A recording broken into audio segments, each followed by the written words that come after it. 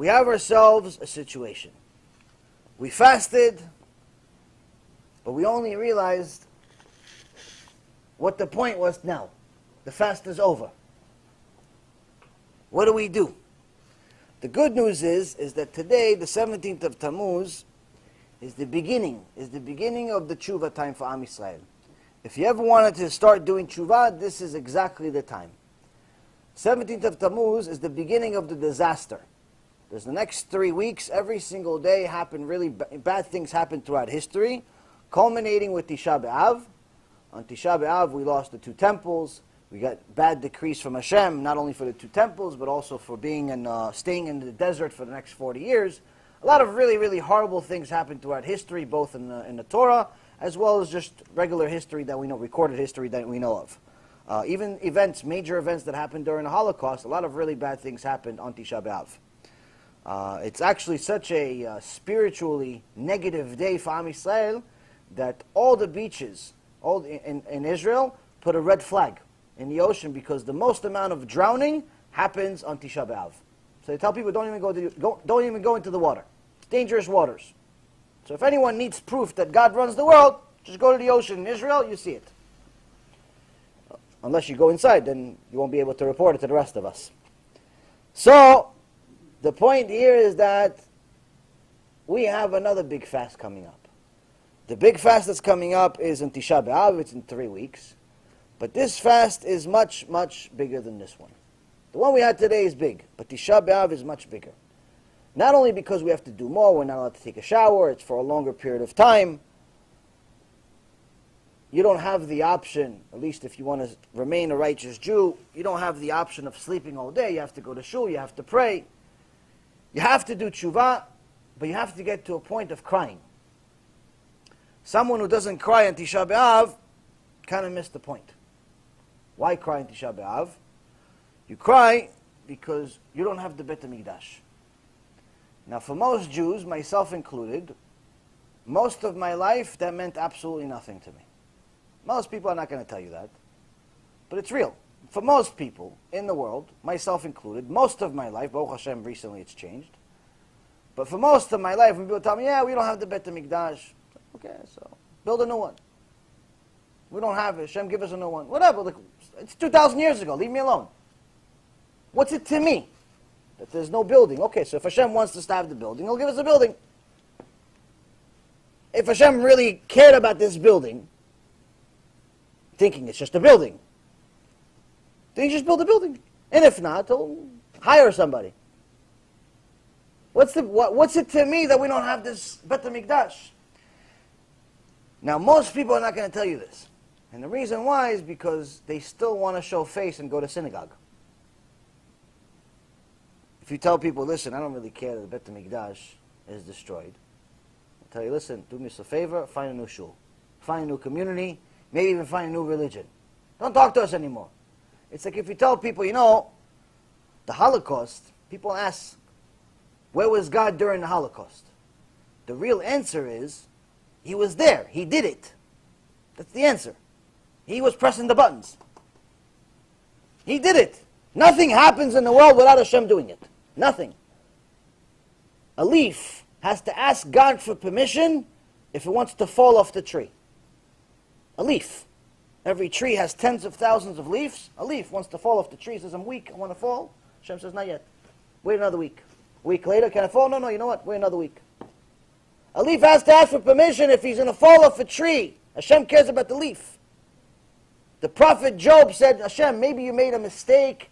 Maybe instead of Eyov, it's Oyev. Maybe you mistook my name. Instead of seeing that I'm Eyov, your prophet that loves you, you thought of me as an enemy, but I'm not an enemy. I love you.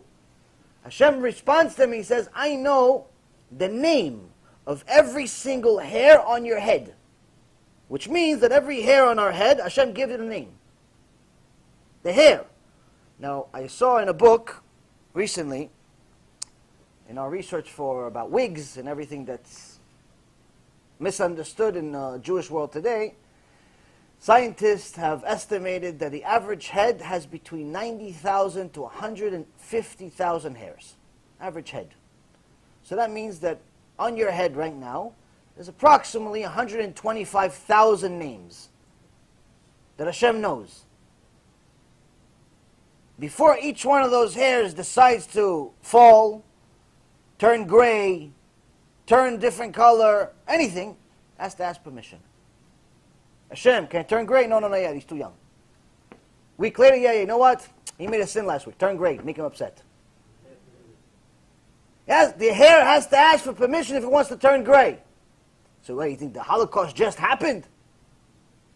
But if we tell this to a lot of people that are very sensitive about the Holocaust, like, oh, that's mean, these were holy people. Who's saying they weren't? They were holy people. I love them as much as you do. But to say that anything else other than Hashem caused it is kfirah. It's 100% heresy. Because you're saying that there's a power beyond God. So now, this very same God decided that Tisha B'Av is going to be a day that unfortunately is going to be a day we're going to suffer. The negative things that happened in the Holocaust, the negative things that happened in the Bet HaMikdash, which by the way, the Bet HaMikdash was drastically worse than the Holocaust as far as quantity and deaths and disaster, but nonetheless, this is the recent disaster we have recorded that most people connect to, which is obvious why, because maybe they still know somebody that survived it or perhaps died in it. No questions asked. But if you tell people, listen, I don't feel bad that the Bet HaMikdash was destroyed. Like really, inside I don't feel bad. They're going to tell you, hold on. They're going to tell you, listen, there's something wrong with you. You should change Keilah.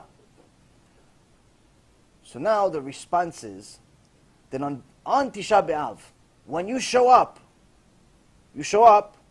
to the Beit Knesset, and you're sitting on the floor like everybody else, what's everybody doing?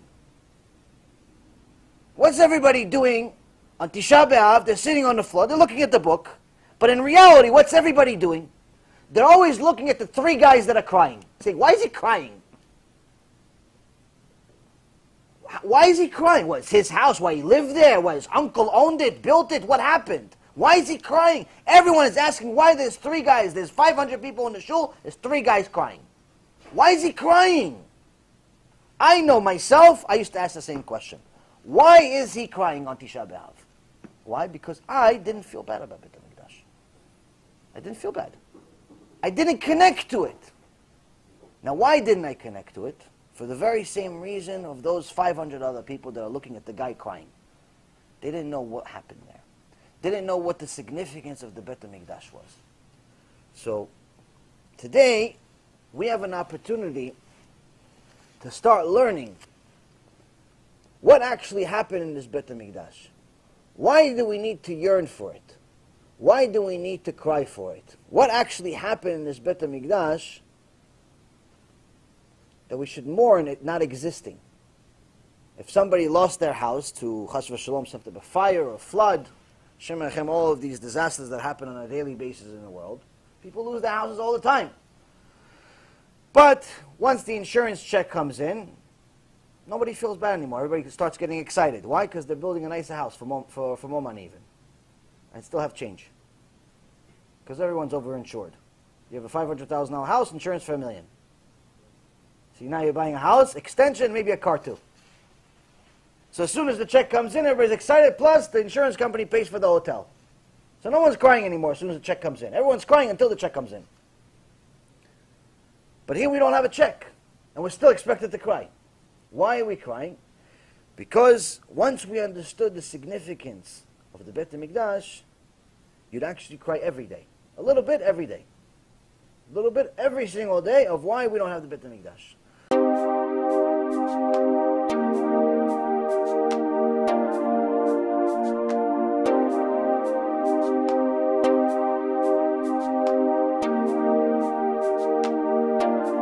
Let me know what you think, and make sure to share it, because other people need to learn too.